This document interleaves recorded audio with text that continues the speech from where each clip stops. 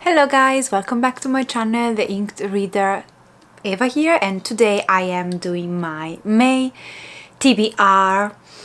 And first of all, I have to say that unfortunately in March my TBR, not in April, sorry, in my April TBR was pretty extensive, and I think I am doing my shelf TBR. I've explained in a video what I'm doing, but basically I'm choosing a random shelf every month and reading all the books on that shelf that are unread and that are part of a series where I'm up to a point. So in March, unfortunately, so in April, I keep saying March, but in April, one shelf came up, and of that shelf I had read just a very few books, so I found myself with a few books from the other month, March, and a lot of books, like 14 books for April to read. And I actually ended up reading, spoiler alert for my wrap-up, a lot of books that were not even on my TBR officially. So I am very behind, and I'm filming this a few days before the end of the month.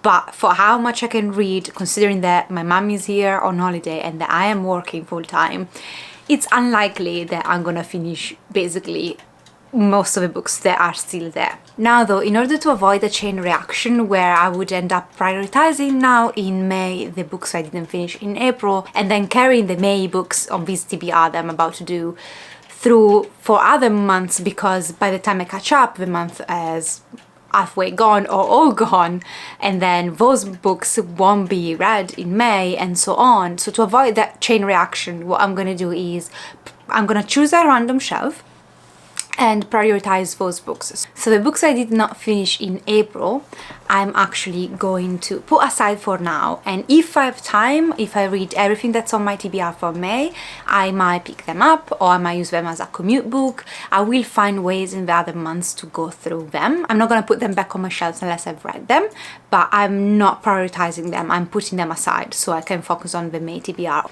So before I start and pick a random shelf, I'm going to show you the couple of books that actually will have to be on my TBR, even if they're not part of one specific shelf. So first of all, I've got My Body by Emily Ratajkowski. Sorry if I'm butchering the surname, but this is the book club book. I'm gonna meet at the end of May and discuss this, so I need to read this by the end of May. And this is a non-fiction, it's a biography, but also I've heard that it's an amazing feminist book. And then it's full of beautiful quotes, and it's a very eye-opening book, so I definitely wanted to check it out, and it came up as a book from a book club. The other one I'm gonna read for sure, or attempt to at least, is Bloodshone. This is the FairyLoot edition of the April box. So this is a fantasy YA. However, it must be said that I heard reviews before just saying that this is targeted as a YA, but I heard reviewer actually saying that this is quite graphic and violent, so we will see. But this is the story of this girl. She has inherited the destructive powers of a fire god, but of course now there is a new ruling family that has outlawed her power, or her branch of the family, so everybody's been either killed or they have gone in hiding. She has gone in hiding, her mother kept her secret until one day she decides to enroll to become a soldier for the ruling family. And I don't know if this is going toward the I'm gonna overrule the ruling family and take back the power that was taken from us, or if instead it's like a coming of age story. I honestly do not know, but I am looking forward to this. It's a stunning edition, and the review were very much positive, but also like it sounded like the kind of YA, if it's even a YA, that I might enjoy.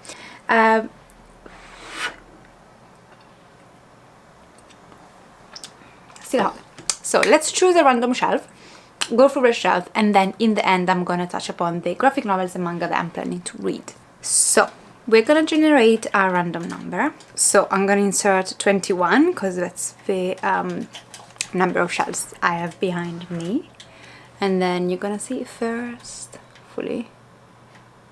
Is it 15? Oh yes, it is 15. I actually did good at putting aside the books for April, because if I'm correct, this shelf that you're about to see, it's full of books I've not read. So as always, I'm screwed for the month. So okay, this is shelf number 15, and there are so many I've not read, it's not even funny. Let's go through them and I'll show you what I've not read, which is basically all of them, and what I have to read. So I'm gonna take off my Funko Pops because it's gonna make it easier. Some exciting reads though are gonna come up. So on this shelf I have, first of all, I am thinking of ending things. I love this book so much. I've read this though, so I don't need to read it. And then this is an Italian cover, but it's actually translated in English. It basically means più nero della notte, so more dark than night. I believe this was translated in English. If it is, I'm gonna put a cover up here, but I've read these, and so I don't need to read these. I'm gonna fix it later. These I've not read. Dark Feather, I think this was popular a few years back. I never read this, so this is gonna be on my TBR. The Shining, of course, another beloved book. I did read these. I'm actually looking forward to reading these. The Gods of Gotham, not read this one, so this will be read. And also got Into the Droning Deep, another one that's been going on YouTube for a while now and I've not read, so this goes on my TBR. Summer, Fireworks and My Corpse by Utsuki. I have read these with a collection of horror short novels, which I've read for my reading 10 Japanese horror books, and I absolutely love this. It's one of the few that I actually really enjoyed. I'll link up in the tabs and down below that wrap up, but yes, I've read this one. Hell House, another one that was part of last year reading 10 horror books that I have read already. Miraculously, I have read all of these, the complete tales of Edgar Allan Poe, so I don't need to read these. This is the stunning edition. Haha, this one I've not read. So I have to read Empire of a Vampire, the new book by Kristoff. It's a pretty recent release. I'm so happy to join this Barbie. It's a big boy.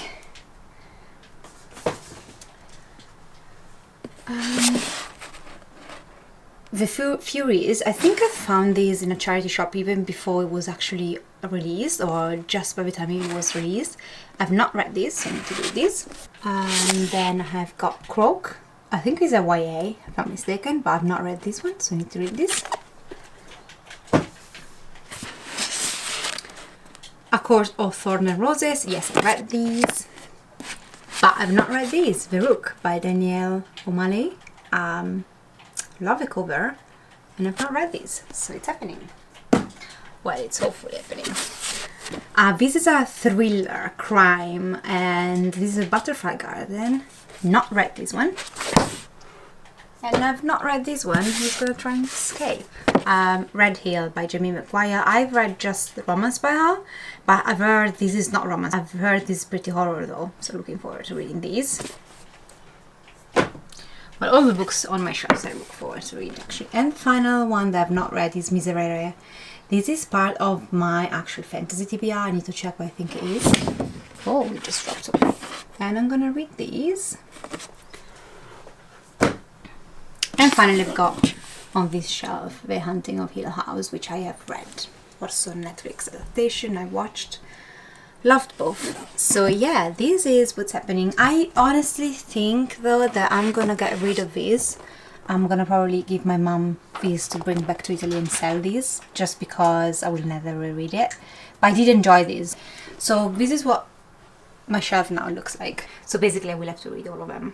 Okay, so although I am royally fucked in the sense that I will never be able to read all of those books unless a miracle happens or I get sick, so I'm just not working for like 2 weeks of a month, which finger crossed it won't happen because it's not fun being sick. I let him. I have to say that that's a very interesting shelf. That was one of the shelves that was most rich in fantasy books, adult fantasy books mostly, or horror-ish books that I was very interested in. And so I'm actually very curious to find out what I think about all of these books. It's a task and it's not the best month to have happened, but it's, to be fair, I'm quite excited on getting to all of these books. So first of all, let me grab it. I need to drink something. I'm without voice.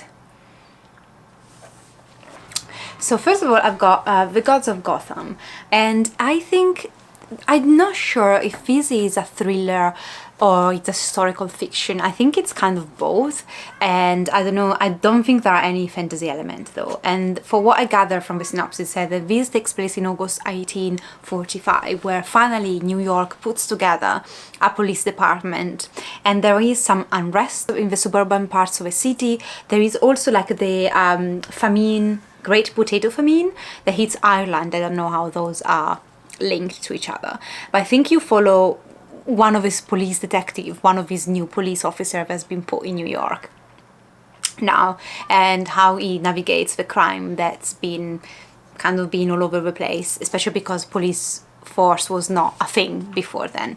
That's my perception. The synopsis is very vague. I had purchased these ages ago, eons ago, so I don't remember who I heard talking about these and in what context, but looking forward to these.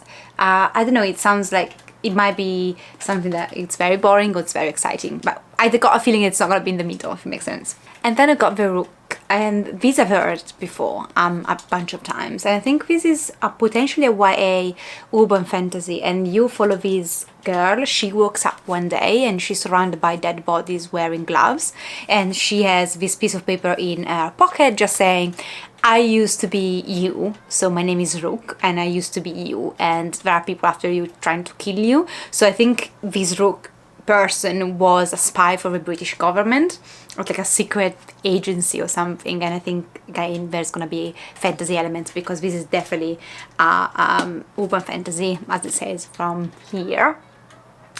But yeah, you basically wake up one day and you are part of a British secret society and people are trying to kill you. What could go wrong?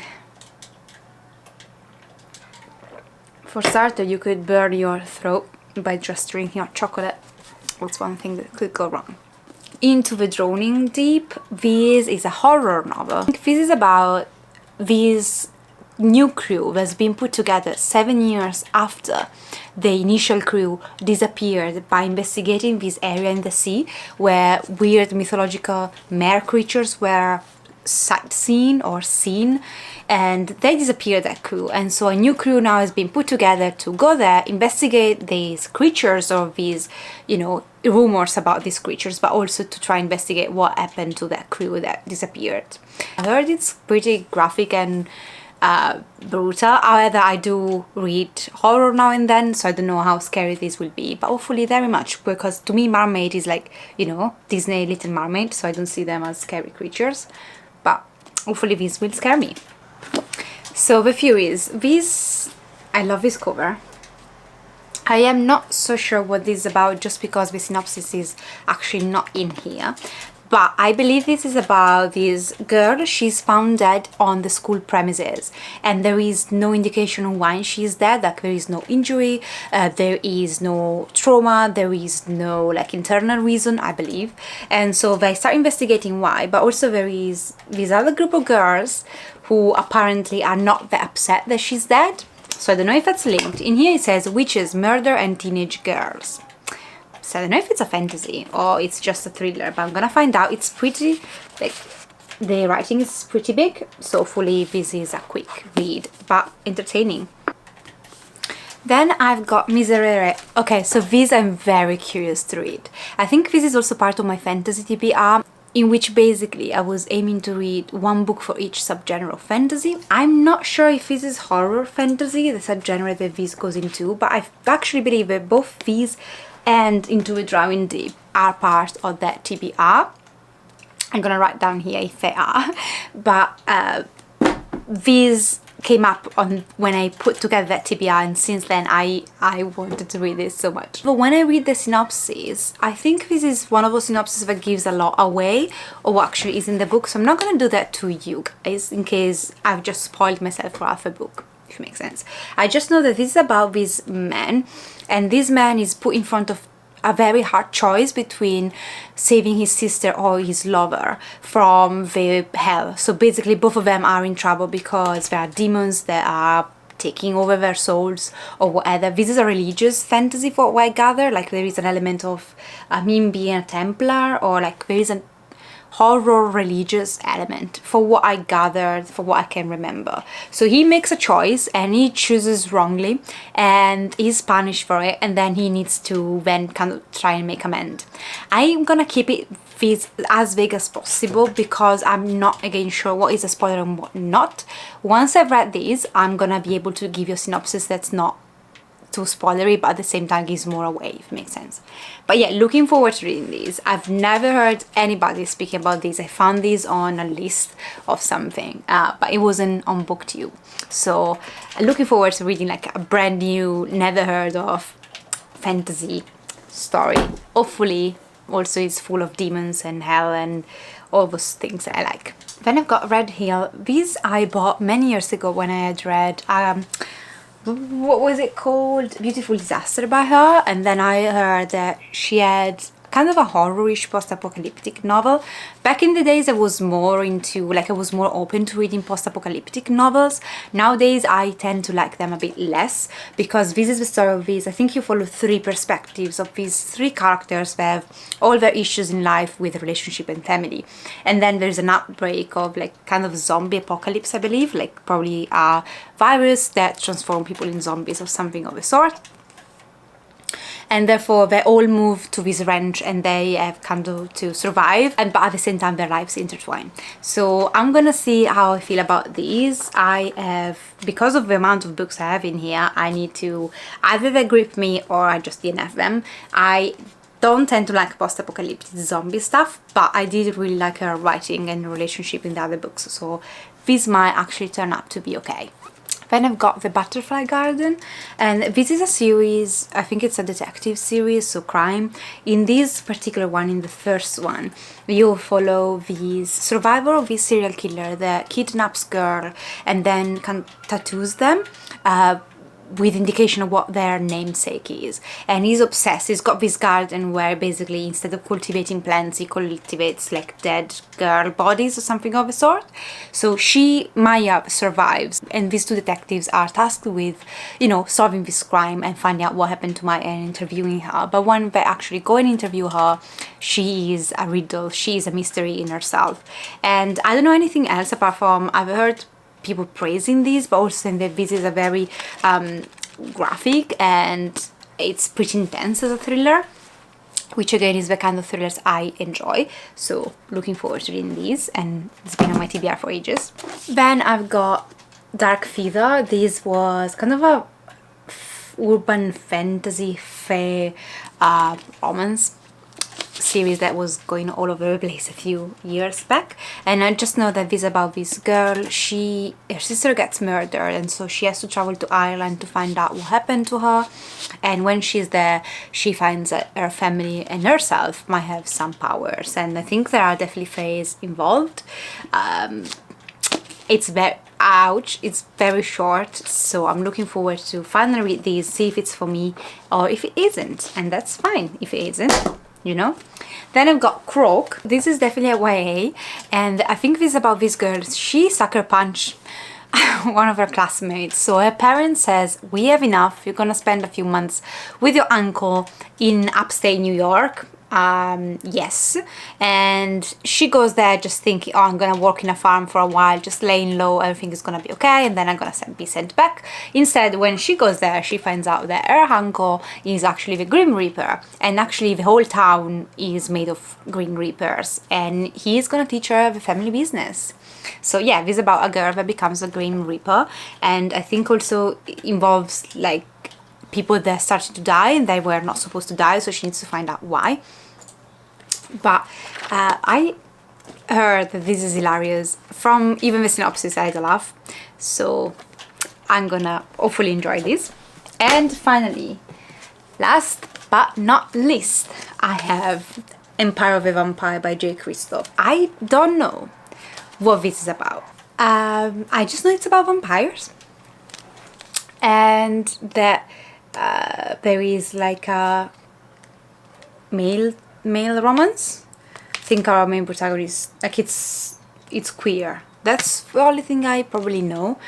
From the synopsis, it seems like there is basically a war between humans and vampires, and we follow our human who is like this knight that has been defending humanity against vampires for many decades, and then he gets captured and then he recounts his history. I thought we were following a vampire, but I might be either reading wrong the synopsis because I just literally had a glance, or I just got this all wrong. I've not heard many people talking about these in terms of reviews. I know that the author is associated with a lot of controversy. However, I have read his books before and I enjoyed Nevernight. I enjoy his writing style and I own these, so I'm gonna read these. But don't see me reading these as me agreeing with the author, by no means. I'm just focusing on the book. It's good because I've not heard people talking about this, so I don't know what to expect. If it's good, it's not.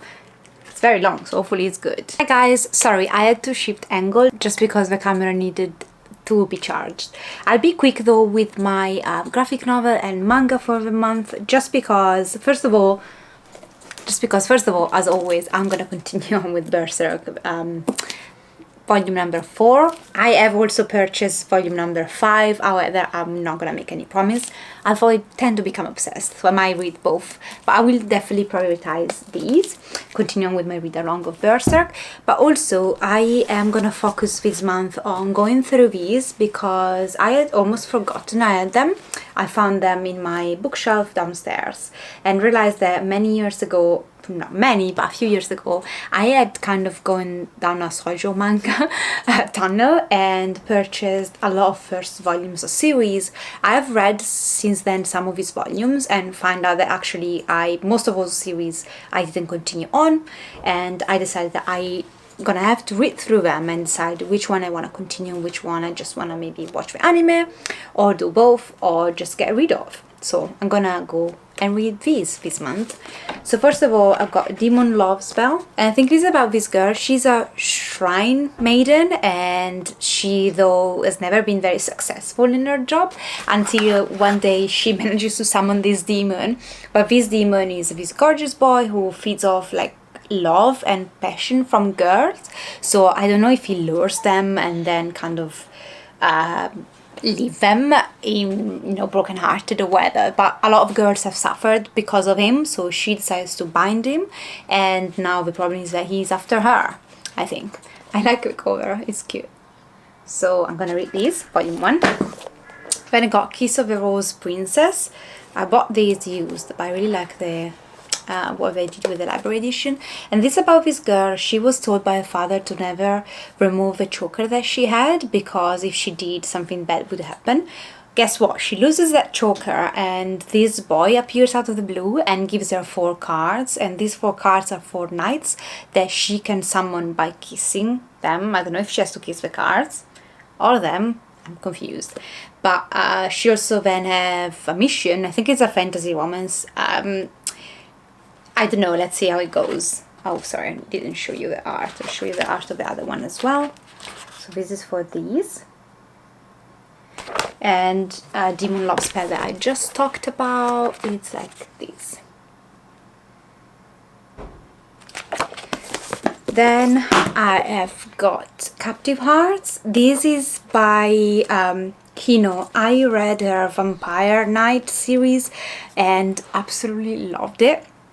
So that's why I picked this up. This has nothing to do with fantasy though, like vampires or that stuff, but it's about this girl that meets this boy and she finds out that basically she has the power of making him do whatever she wants, because it's like a family curse where his family or every people of his family have to follow and obey to people from her family.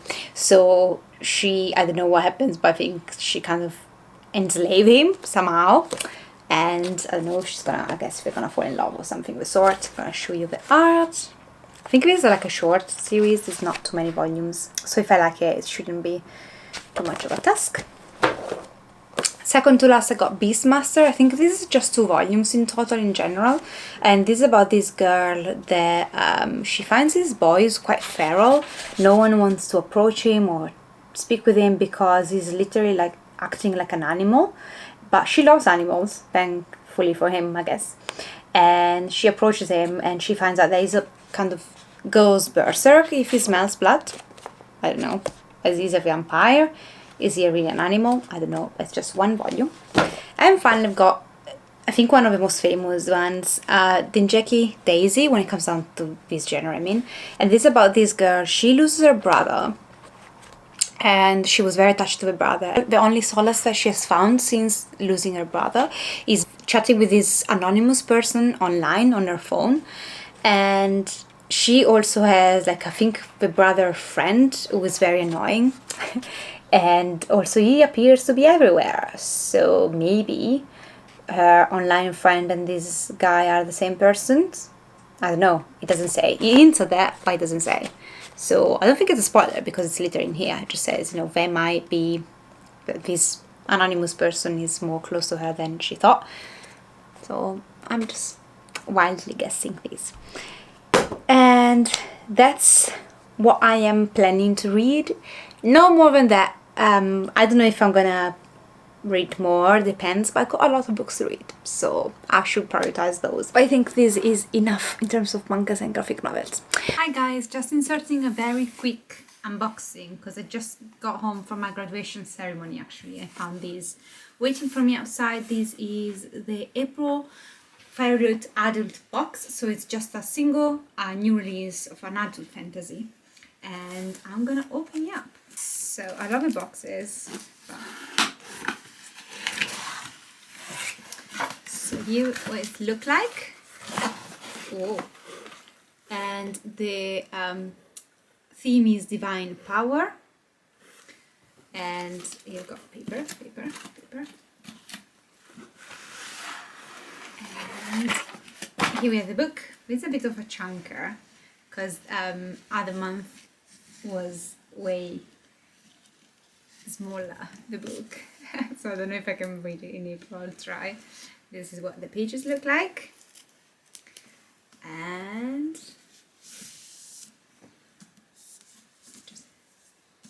okay, I've not heard of this. The City of Dusk by Tara Sim. I love the black pages, as always. FairyLoot knows how to do those great pages. I think this is the Dark Gods book 1. So it's a series, and behind it says, for each realm there is a god, and for each god there is an heir. Okay, so this is what it looks like inside. I'm gonna take off the dust jacket. I do like the dust jacket, but it's a more subtle look. Like usually, like I really like the skulls and the white and the gold, but some other times FairyLoot has done a bit more with its covers, but I do honestly enjoy that. It's a bit more simplistic, so I don't mind that necessarily.